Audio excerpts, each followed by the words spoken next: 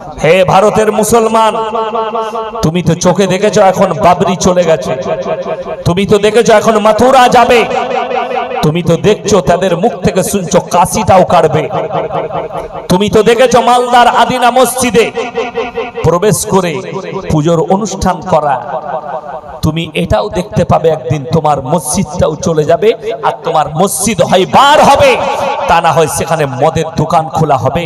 যদি তুমি নামাজি না হও, তুমি রমজান মাসে নামাজ পড়ছো, বাকি সময় তুমি মনে করছো আর নামাজের প্রয়োজন নাই, অথচ রাসূল সাল্লাল্লাহু আলাইহি সাল্লামের হাদিস, যার নামাজ নেই তার মধ্যে ইসলাম নেই। আপনার মধ্যে নামাজ নেই, আপনার মধ্যে ইসলাম নেই, এটা আপনি নোট করে নিয়ে যান। আজকে শুনলেন আমার মুসলমান ভাই, আল্লাহ রাব্বুল ইজ্জত কোরআনে বললেন, হে নবী, কলমের সাহায্যে শিক্ষা নিতে বলো। পৃথিবীর এই ভারতের তিনজন ব্যক্তি, দুজন রাজনীতিবিদ, একজন হচ্ছে আমাদের মতো একজন সাধু সন্ন্যাসী, আমরা আপনারা মনি সাহেব বলে, তারা পণ্ডিত বলে, কথাবাচক। এই তিনজন ব্যক্তির তিনটে বয়ান ফেসবুকে ভাসছে, মোবাইলে, ইউটিউবে, সোশ্যাল মিডিয়ায় ভাসছে। একজন বললে কথাবাচক, তার নাম হচ্ছে ছোটে দাজ্জাল, বাগেশ্বর ধাম বাবা। তিনি মানুষের সামনে বয়ান দিচ্ছে, मेरे भाई आप लोग अपने अपने घर में तमंचा रखो, हथियार रखो, काटने के लिए काम आएगी। এটা একজনের ভাষণ। দ্বিতীয় নম্বর যে বলছে, তিনি যে কোনো পার্টির একজন নেত্রী, আমি কোন দল নাম করব না যেহেতু আমি রাজনৈতিক বক্তা নয়, তবে আমাদের রাজ্যের মানুষ নয়, তিনি বক্তব্যে বলছেন নেত্রী कि मेरे माँ और बहन अपने घर में हथियार रखो, अगर ना हो तो कम से कम एक सब्जी काटने वाला चाकू भी रख लो, किसी को काटने के लिए काम आएगी।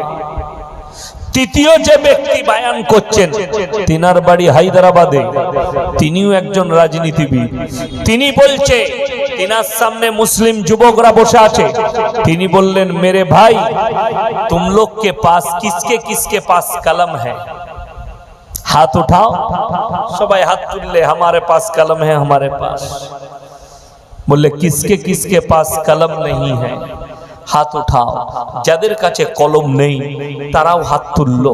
তিনি অনুরোধ করলেন, হে মেরে মুসলমান ভাই, आपने जेब में कलम रखो, दुनिया तुम्हारे मुट्ठी पे होगी। जोरे बोलুন সুবহানাল্লাহ। আর আমার আল্লাহ বললেন, আল্লামা বিল কলম, কলমের সাহায্যে শিক্ষা অর্জন করো, দ্বীনি শিক্ষা নাও, পৃথিবী তোমার পেছনে ছুটতে শুরু করবে। পৃথিবী জানে, আজকে যে মুসলমান বলছে আমি মডেলিং এর যুগ পেয়েছি, আজকে যে মুসলমান বলছে এই যুগ পরিবর্তন হয়েছে, তাই মডেলিং এর যুগ মেনে চলতে হবে, এটা আমার ভাষা নয়। একজন ফিল্মের আর্টিস্ট, তার নাম হচ্ছে জাফর জাফরি, মুসলিমদের ছেলে, সে একটা মজমায় বলছে, মুসলমান तू दुनिया का पीछे भाग रहा है, मैं कहता हूं तू 1400 साल पीछे चला जा, दुनिया तेरे पीछे भागेगी। जोरे बोलूं सुभान अल्लाह।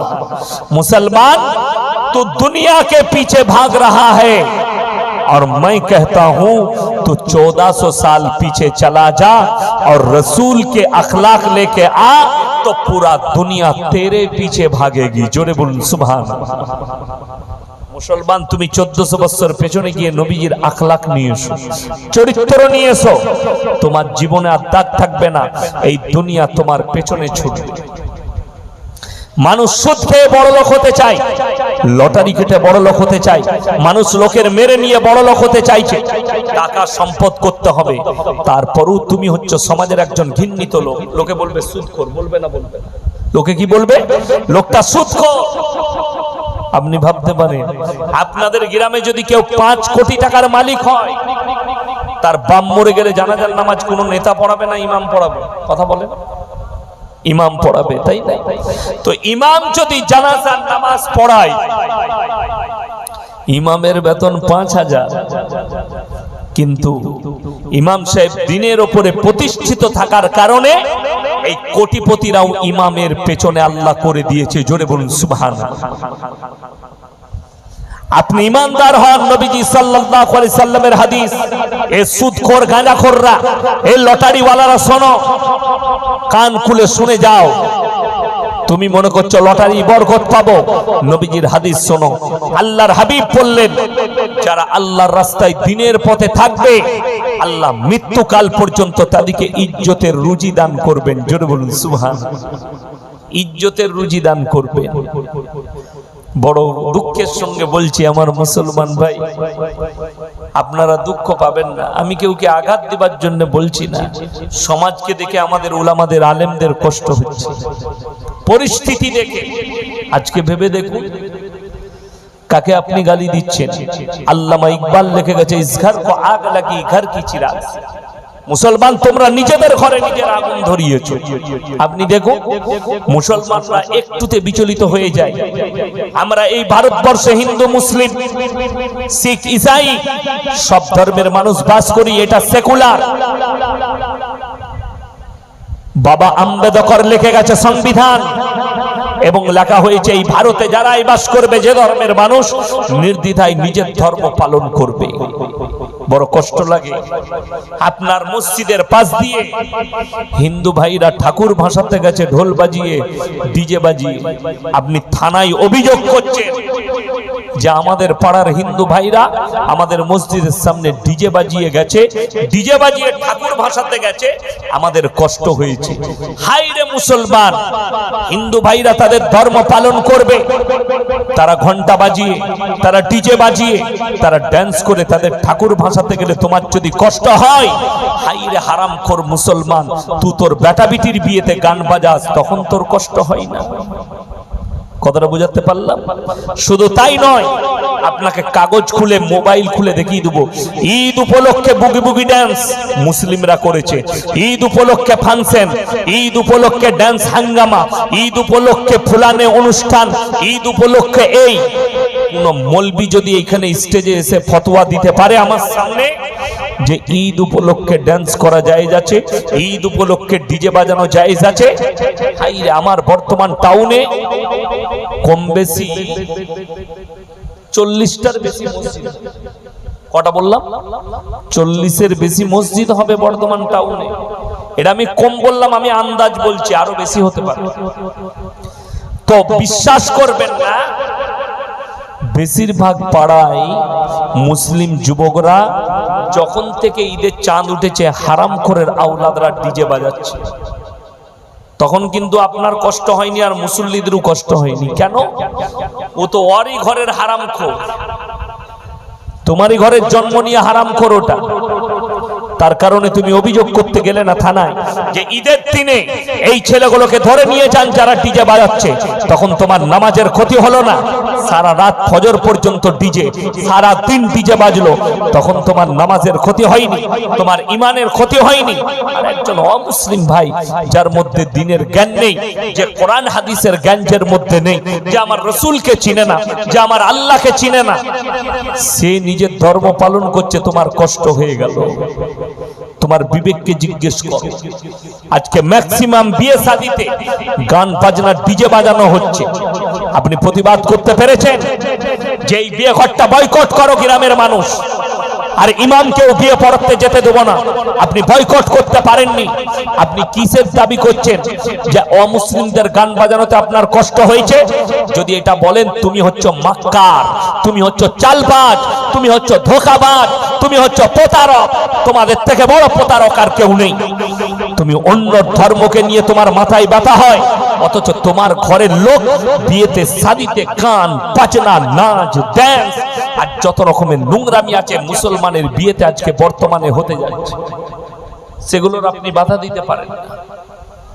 ইমাম বাধা দিলে ইমামের চাকরি চলে যায়। আমি কেন বলছি? এখনই যদি কমিটির লোক বলে হুজুর আমরা ব্যথা পাচ্ছি, এসব কথা বলবেন না, আমার গাড়ি রেডি আছে, তুই তোর জলসা বুঝে আমি বাড়ি চেপে পালিয়ে যাবো। কথাটা বুঝতে পারেননি? আমার কিন্তু চাকরি যাবার ভয় নাই, ইমাম বলে দিলে ইমামের চাকরি চলে যায়। আমার বর্তমান জেলার কথা বলছি, রমজানুল মুবারকের মাস, ইমাম সাহেব মাইয়াত হয়েছে জানাজার ময়দানে, আর প্রত্যেক গ্রামে একটা করে মোড়ল থাকে, থাকে না থাকে না, মোড়ল থাকে। সেই মোড়ল এলান করছে জানাজার ময়দানে, যে সমস্ত মেহমানরা এসছেন জানাজার নামাজ পড়ে মাটি দিয়ে খানা খেয়ে যাবে। ইমাম সাহেব এলান করলে মাইকটা ধরে, রমজান মাসে খানার এলান করা হারাম, কসম খাবো না, যদি বিশ্বাস না হয় আমার গাড়িতে চাপুন, আপনার আমার বর্ধমান থেকে আসা যাওয়ার ভাড়াটাও আপনাকে দেবো। সেই ইমাম অন্য জায়গায় ইমামতি করছে, সকালবেলায় মসজিদ কমিটি তাকে তাড়িয়েছে, মসজিদ কমিটি তাড়িয়েছে। পশ্চিম বাংলায় যদি 1000 মসজিদ থাকে, 900 মসজিদের মতোয়াল্লি থাকার যোগ্যতাই রাখে। 900 মসজিদের সেক্রেটারি থাকার যোগ্যতাই রাখে না। কেন বলছি? আমি কেউ ভয় করি না, আমার চাকরি যাবার ভয় নাই, আমি ইমামতিও করি না, আমি আমার বাপের মাদ্রাসার শিক্ষক। কথাটা বুঝতে পেরেছেন না? আমি আমার যোগ্যতাই আছি মাদ্রাসায়। আমাকে যদি মাদ্রাসাওয়ালারা বলে এই ভাষণ দিয়েছো, চলে যাবো, আবার অন্য মাদ্রাসায় যাব, যে আমি কারো মায়ে বুড়ানো বক্তা আমি লয়, আমি গোল আলু মাল লয়, গড়িয়ে দিবেন চলে যাবে মালটা। আমি আমার কথাটাই বলবো। আপনি ভেবে দেখুন তো, ইমামের ইন্টারভিউ নেওয়া হয়, কোথা থেকে পাশ করেছেন, কতদূর পড়াশোনা করেছেন, ইন্টারভিউ নিচ্ছে কে? হারামখোর, জীবনে নামাজ পড়ে না সে। আমি বললেই খারাপ। শুধু তাই নয়, একটা মসজিদ কমিটি 24 পরগনায় বার করে দেন, গোটা উত্তর দক্ষিণ 24 পরগনায় একটা মসজিদ কমিটি বার করুন। আজকে আমি উত্তর 24 পরগনায় আছি, কালকে দক্ষিণে থাকবো, বজবজ পূজা দিন, বজবজে প্রোগ্রাম আছে কালকে, আমি আবার আসবো মাদ্রাসার ক্লাস করে। শুনেলেন? একটা মসজিদ কমিটি বার করুন, যে কোনো ভালো আলেমের কাছে গেছে, কোনো ভালো মৌলবীর কাছে গেছে, গিয়ে বলেছে যে হুজুর বলে দেন তো মসজিদের সেক্রেটারি হতে গেলে শর্তগুলো কি কি লাগবে। 1 নম্বর শর্ততেই অনেকজন ফেলোয়ার হয়ে যাবে। 1 নম্বর শর্ত, ইমামের অবর্তমানে ইমামতি করার যোগ্যতা থাকতে হবে, খুতবা দিবার যোগ্যতা থাকতে হবে ইমামের অবর্তমানে। 2 নম্বর, তাকে ন্যায় পরায়ণ হতে হবে, ন্যায় পরায়ণ, হক কথা বললে ওয়ালা হতে হবে। 3 নম্বর, আমানতদার হতে হবে, আমানতের খিয়ানত হলে হবে। রাগ করবেন, আমি আমার বর্ধমান জেলার কথাই বলছি, 24 পরগনার নয়। একটা মসজিদ আছে, মসজিদের পাশে পুকুর, বড় পুকুর, মাছ চাষ হয়।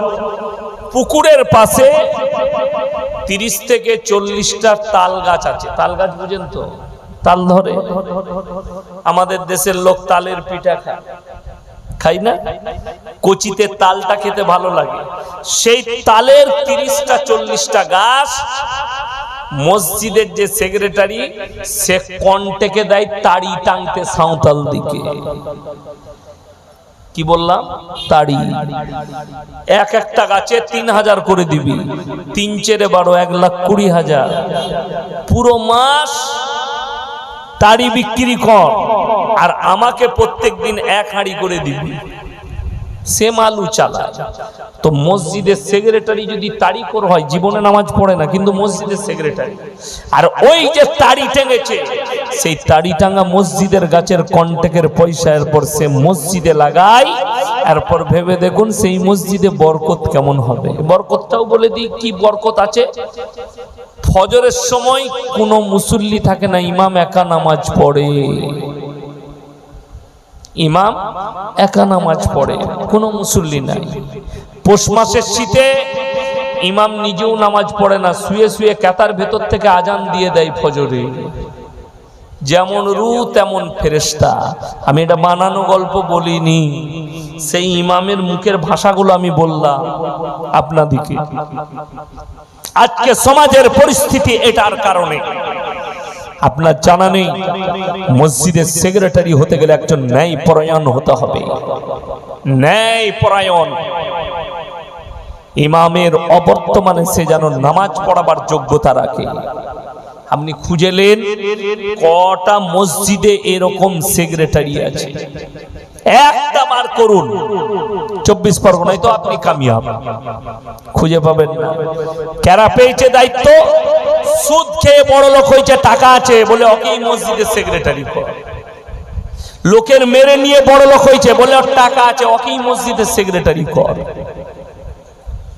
আপনি ন্যায় পরায়ণ চিনলেন না, তার মধ্যে নামাজ নাই, দিনদারি নাই, তাকওয়া নাই, পরেজগারি নাই, আপনি তাকে করে দিলেন সেক্রেটারি।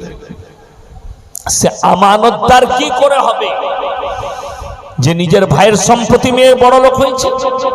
কি করে হতে পারে?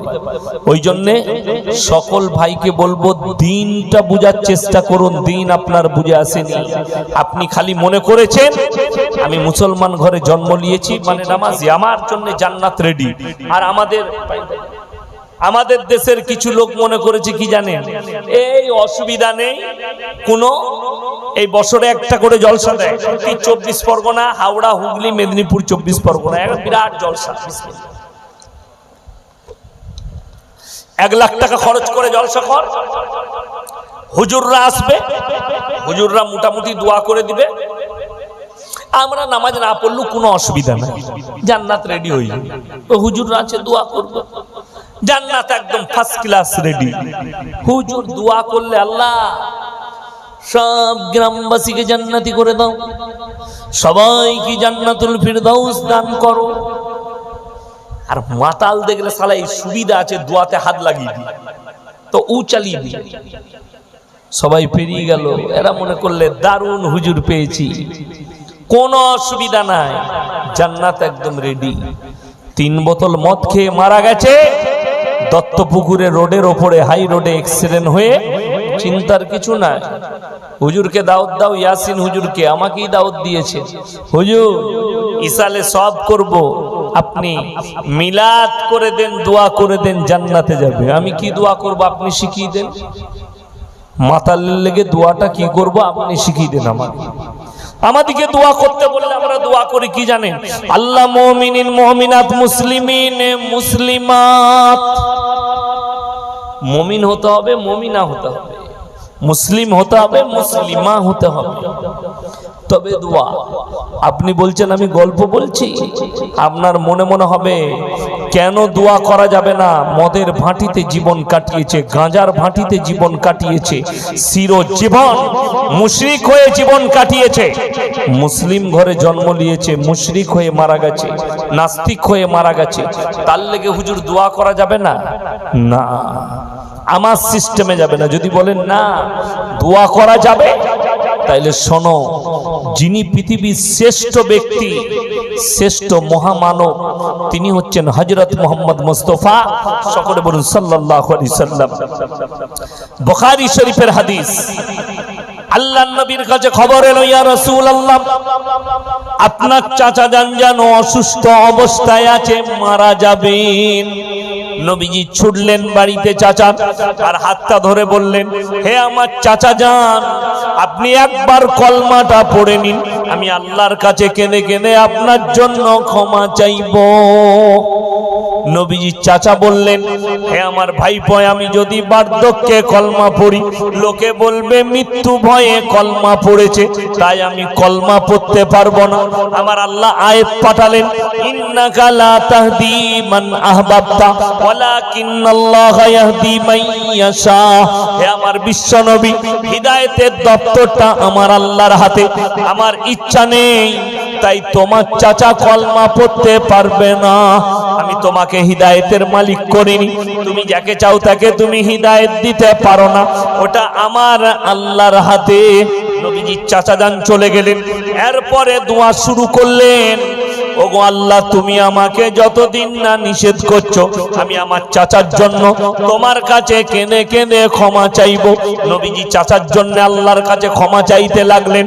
আল্লাহ আবার আয়াত পাঠালেন, মা কানা লিন নবী ওয়াল্লাযীনা আমানু আইয়াস্তাগফিরু লিল মুশরিকিন ওয়ালাউ কানু উলি কুরবা। হে নবী এবং মুমিনরা শোনো, এখানে আল্লাহ শুধু নবীকে নসিহত করেননি, নবী এবং মুমিনরা শুনে নাও, যারা মুশরিক হয়ে বেঈমান কাফের হয়ে বদ্দিন হয়ে মারা গেছে তাদের লেগে দোয়া করতে পাবে না, যদিও তারা তোমাদের নিকটতম আত্মীয় হয়। কেউ যদি মৃত্যুর আগে কালমা পড়ে নেয়, ইস্তেগফার করে নেয়, তার জন্য কামিয়াবি আছে। ওই জন্য কোন একটা অমুসলিম ভাইকেও আপনি জাহান্নামী বলতে পাবেন না। আপনি খালি কাজ বলবেন যে কেউ যদি আল্লাহ ব্যতীত অপরকে সিজদা করে, বিশ্বাস করে, ভালো মন্দের মালিক মনে করে, এটা শিরকের পাপ, আল্লাহ তাকে জাহান্নামে দিবেন যদি এই হালতে মৃত্যু হয়। কিন্তু তার আগে যদি কেউ কি আল্লাহ তাআলা হিদায়াত দিয়ে দেয় তো আল্লাহ বেহতার জানে আল্লাহ তাকে কেমন জান্নাত নসিব করবেন, সে জান্নাতি হয়ে যেতে পারে। ওই জন্য মুসলমান ভাই, আপনার মনে মনে হবে যে আমার ছেলে যেভাবেই মারা গেছে, পৃথিবীর আর একটা দৃষ্টান্ত দিচ্ছি, পৃথিবীর এমন একজন নবী আছেন যিনি নিজের চোখে লাইভ মৃত্যু দেখেছেন সন্তানের, তিনি হচ্ছেন হযরতে নূহ নবী। আপনার চোখ দিয়ে পানি আসা দরকার। ছেলে যদি নদীতে পড়ে যায়, বাপ সাঁতার না জানলেও ঝাঁপ দিবে ছেলেকে বাঁচানোর জন্য। আশ্চর্যের বিষয় কি জানেন? অবাক হয়ে যাবেন, নূহ নবীর কওমকে নূহ নবী একদিন, দুদিন, 1 বছর, 2 বছর, 100 বছর, 200 বছর, 300 বছর, 400 বছর, 500 বছর নয়, 950 বছর দাওয়াত দিয়েছেন। তারপরেও মুষ্টিগত লোক ঈমান এনেছে। নূহ নবী অনুরোধ করলেন, হে আমার কওমের লোকেরা, তোমরা আমার প্রতি আর আল্লাহর প্রতি ঈমান নিয়ে এসো, তা না হলে আমার আল্লাহ কঠিন আযাবে মুবতালা করবে। নূহ নবীর ছেলে কেনান, তার কওমের লোকেরা বলল, তোমার আল্লাহ কি আযাব দেবে? নূহ নবী বললেন, মুষলধারার বৃষ্টি দিয়ে তোমাদিকে বন্যায় ডুবিয়ে দেওয়া হবে। নূহ নবীর ছেলে কেনান বললে, তোমার আল্লাহকে বলো, তোমার আল্লাহ যদি বৃষ্টি বর্ষণ করে, বন্যা দেয়, এমন উঁচু জায়গায় চেপে যাব যেখানে তোমার আল্লাহর পানি পৌঁছাবে না। আল্লাহ বললেন, এত বড় আস্পর্ধা, আমাকে চ্যালেঞ্জ।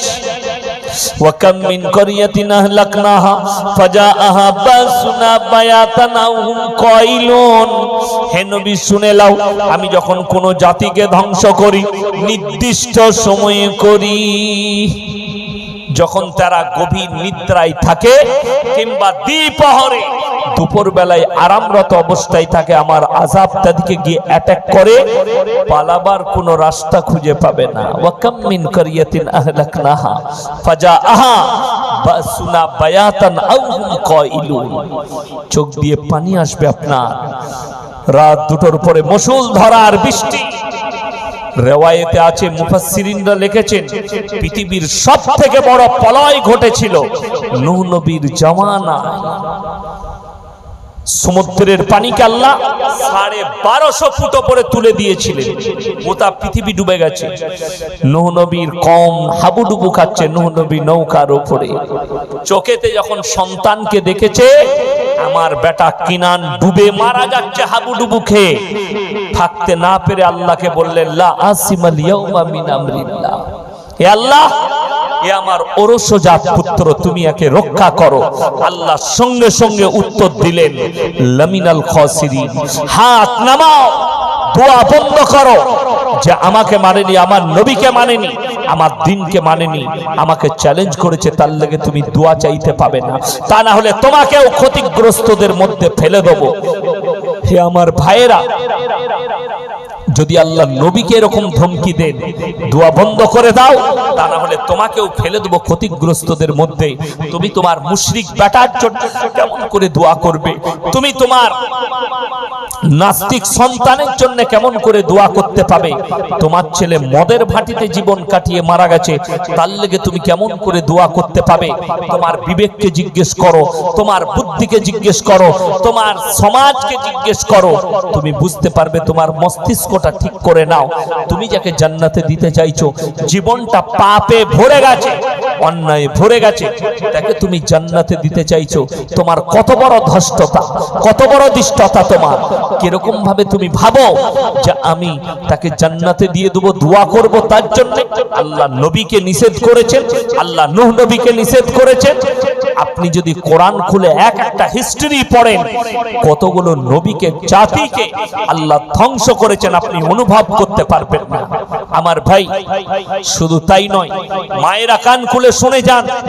যদি কোনো মায়েরা বোনেরা মনে করেন যে আমার জীবনে আমি যা অন্যায় করি, আমি যা পাপ করেছি আর যা পাপ করছি, আমি যা ইচ্ছা তাই করে যাব, অবশ্যই আমার স্বামী আলেম আছে, জান্নাতে নিয়ে যাবে। আমার বাপ আলেম আছে, জান্নাতে নিয়ে যাবে। আমার 14 পুরুষে হুজুর আছে, তারা জান্নাতে নিয়ে যাবে। আমি অমুক হুজুরকে ভালোবাসি, তারা জান্নাতে নিয়ে যাবে। তারা তো, হুজুররা তো দূরের কথা। আমি আপনাদেরকে কোরআন শোনাবো, দুটো আয়াত শোনাবো, মায়েদের জন্য একটা আর গোটা পৃথিবীর মানুষের জন্য একটা। খুব সূক্ষ্মভাবে বুঝবেন। আজকে আমি জলসা করতে এসেছি, আমার আগের বক্তা বলেছেন, তার আগের বক্তা বলেছেন, ইনারা বারবার বলে গেছেন, অনেক বক্তারা বক্তব্য দিয়ে গেল আজকের এই মজমায়। আমি লাস্ট বক্তা, আমি আপনাদের কাছে বলছি, আপনার সাথে আমার সম্পর্ক হচ্ছে দুটো। একটা হচ্ছে বক্তা এবং শ্রোতা, আমি বক্তা, আপনারা শ্রোতা। দ্বিতীয় সম্পর্কটা হচ্ছে, হাদিসে নবীজি বলেছেন, এক মুমিন আর এক মুমিনের ভাই ভাই। আপনারা আমার ভাই, আমি আপনাদের ভাই। আমার মুসলমান ভাই শুনেলেন, আমার ভাইয়েরা, এতটুকু সম্পর্ক। কিন্তু বাপ আর বেটার সম্পর্ক রক্তের সম্পর্ক, মা আর বিটির সম্পর্ক রক্তের সম্পর্ক, স্বামী আর স্ত্রীর সম্পর্ক অন্তরঙ্গ সম্পর্ক, বন্ধু আর বন্ধুর সম্পর্ক ওয়াদার সম্পর্ক। আপনি কোরআনকে জিজ্ঞেস করুন, এই রক্তের সম্পর্কের মানুষরা, এত কাছের মানুষরা, কে কার কতটা উপকারে আসবে কোরআন বলে দেবে।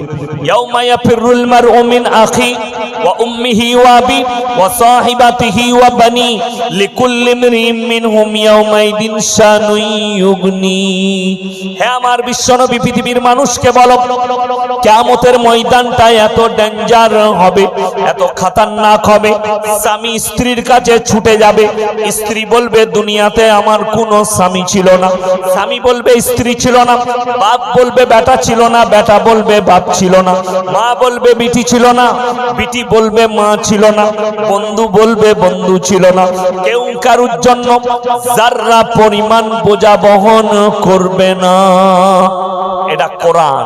আরো একটু আগে চলুন, আমার আল্লাহ অপর জায়গায় বললেন, আতিহিম ইয়াউমাল কিয়ামাতি ফারদা, কিয়ামতের দিনে তোমরা একা একা হাজিরি দেবে।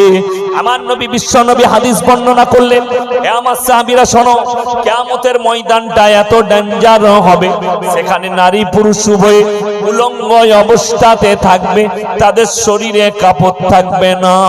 মা আয়েশা কাঁদছেন আর বললেন, ইয়া রাসূলুল্লাহ, ইয়া হাবিবাল্লাহ, কিয়ামতের দিনে নারীদের ইজ্জতের কি হবে? আল্লাহর নবী বললেন, সেই দিনটা এত ডেঞ্জার হবে, কেউ কারুর দিকে একটা মুহূর্ত তাকাবার সময় পাবে না। যারা মনে মনে ভাবছেন আল্লাহ পৃথিবীর এতগুলো মানুষের হিসেব কেমন করে নেবেন, আজকে নয়, হযরত আদম আলাইহিস সালাতু ওয়াস সালাম থেকে শুরু করে কিয়ামতের সকাল পর্যন্ত পৃথিবীর যত মানুষ আসবে, আল্লাহ সকলকে হাজির করবেন। কোরআনে আছে, আমার বিশ্ব নবী বলো, আমি আল্লাহ তো সহজে হিসেব নেব। ইকরা কিতাবাক কাফা বিনাফসিকাল ইয়াউমা আলাইকা হাসিবা। আমি আমার বান্দা বান্দীদের হাতে তাদের আমলনামা ধরানো হবে, কিতাব ধরিয়ে দেওয়া হবে। ইকরা কিতাবাক কাফা বিনাফসিকাল ইয়াউমা আলাইকা হাসিবা। তোমরা নিজের মুখেতে নিজের হিসেবটা দিয়ে দাও। আপনি নিজের মুখে পড়ে শোনাবেন কোন জায়গায় পাপ করেছেন, কত মিনিটে মিনিটে কত সেকেন্ডে জায়গা স্থান সময় কাল পাত্র সব লেখা থাকবে। যদি বলেন এগুলো নোট করলো কে, কোরআনে অপর জায়গায় আছে কিরামান কাতিবিনা ইয়ালামুনা মা তাফালুন। আমি প্রত্যেকটা নারী পুরুষের কাছে দুজন করে ফেরেশতা নিযুক্ত করেছি, একটা ডান দিকে একটা বাঁ দিকে। কাতিব মানে হচ্ছে যারা টাইপ করে করে লেখে, তাদেরকে আরবিতে কাতিব বলা হয়। কাতিব হচ্ছে তারা যারা তোমাদের গুনাহগুলো টাইপ করে করে লিখে রাখবে, ভালো মন্দ জিনিসগুলো।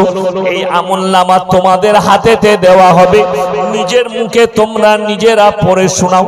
আর এক শ্রেণীর জাহান্নামী, তাদের জবানগুলো সিলাই করা হবে। কোরআন সূরা ইয়াসিন, আল ইয়াউমা নাখতিমু আলা আফওয়াহিহিম ওয়া তুকাল্লিমুনা আইদিহিম ওয়া তাশহাদু আরজুলুহুম বিমা কানু ইয়াকসিবুন। আমি কিয়ামতের দিনে তাদের জবানগুলো সিলাই করে দেব, তাদের হাত কথা বলবে, তাদের অঙ্গ প্রত্যঙ্গ দিকে আমি কথা বলার যোগ্যতা দান করব। চোখ কথা বলবে, ঠোঁট কথা বলবে, কান কথা বলবে, আমি এদিকে কথা বলার যোগ্যতা দেব। সেদিনে তাদের মুখ থেকে কোনো কিচ্ছু শোনা হবে না, এরা কথা বলার যোগ্যতা পাবে। আর এরাই সাক্ষী দেবে তুমি কত রকমের পাপ করেছো। আমার মুসলমান ভাই, আজ থেকে নিয়ত করুন জীবনে আর কোন রকমের পাপ করব না ইনশাআল্লাহ। কেউ দেখুক আর না দেখুক, আল্লাহ বলছেন আমি দেখছি, আমার দুজন ফেরেশতা লিখছে। অল্টারনেট লেগে যাচ্ছে, অল টাইম। আপনি জলসায় এসে বসেছেন, আপনার কাছে আছে দুজন ফেরেশতা বসে আছে। আপনি রাস্তা ঘাটে যেখানে যাবেন সব জায়গায় থাকবে। আপনি বলবেন পায়খানায় যাব, হ্যাঁ, আপনি পায়খানাতে গেলেও পায়খানায় গিয়ে আপনি কি হরকত করছেন সেটাও লেখা হবে। আমার মুসলমান ভাই, খুব সাবধান। আপনি মনে করেন পৃথিবীর একটা লোক বার করে দেন যে 500 বছর কেউ বেঁচে আছে। মানুষ এসছে, মারা গেছে, চলে গেছে। হায়াত, 1000 বছর হায়াত দিয়েছিলেন নূহ নবীকে, সেই নূহ নবীও চলে গেছে। পৃথিবীর বড় বড় মনীষীরা চলে গেলেন। কুল্লু নাফসিন যায়িকাতুল মাউত, এই আয়াতের উপরে বিশ্বাস আনতে হবে আপনাকে যে জান প্রাণ নিয়ে যারা এসছে মৃত্যুর স্বাদ একদিন গ্রহণ করতেই হবে।